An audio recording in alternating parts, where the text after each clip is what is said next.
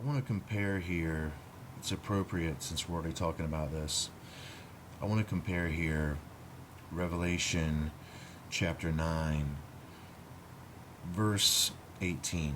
Basically, this description right here. By these three was the third part of men killed by the fire, by the smoke, and by the brimstone which issued out of their mouths. Very important. Y'all have heard me talk about this a lot. This is symbolic of the doctrine that's coming from their mouth. And it's coming directly from the fallen prince. In other words, they are channeling Leviathan. They're channeling the rising Kundalini spirit. In other words, the crooked serpent. And we're going to see biblical confirmation of that.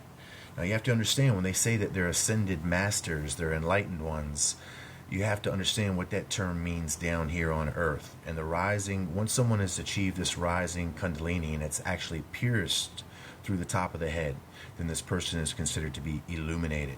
That's enlightenment.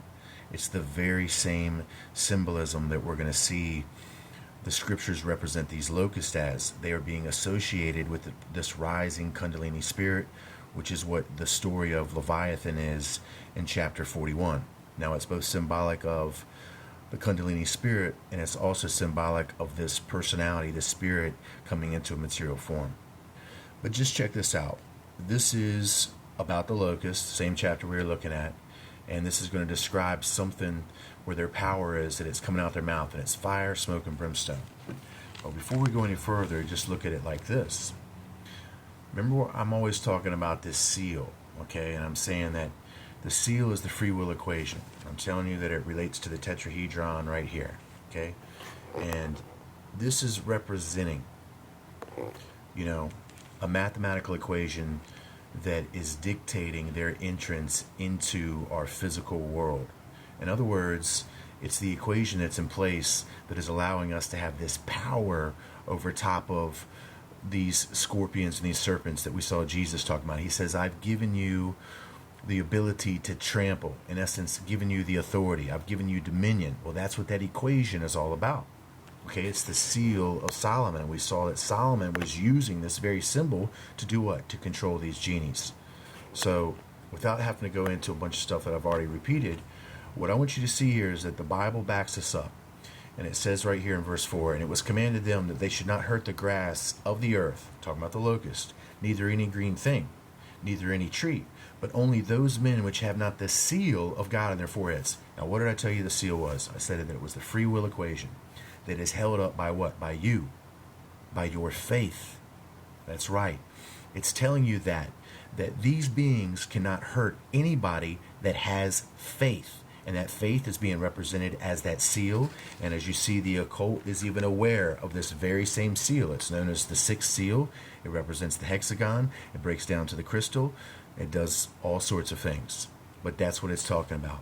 Okay? So that seal is symbolic of your faith. You're the ones that are holding it up with the free will equation that Jesus Christ has given you dominion of. He's given you dominion over the earth. And then you saw that he gave you dominion over these scorpions and serpents, which are these very same scorpions right here that you see are being referenced as not being able to hurt anybody, that have been sealed by the living God.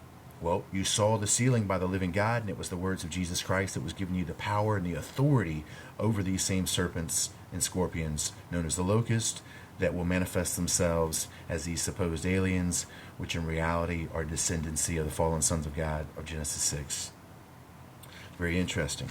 So now let's take it even one step further. Let's look at this. This is a description of the locusts are going to have. They're going to have this specific power, something that's related to coming out of their mouth. I told you that's their doctrine. If you got faith, that doctrine's not going to hurt you. That's why you're sealed in your faith.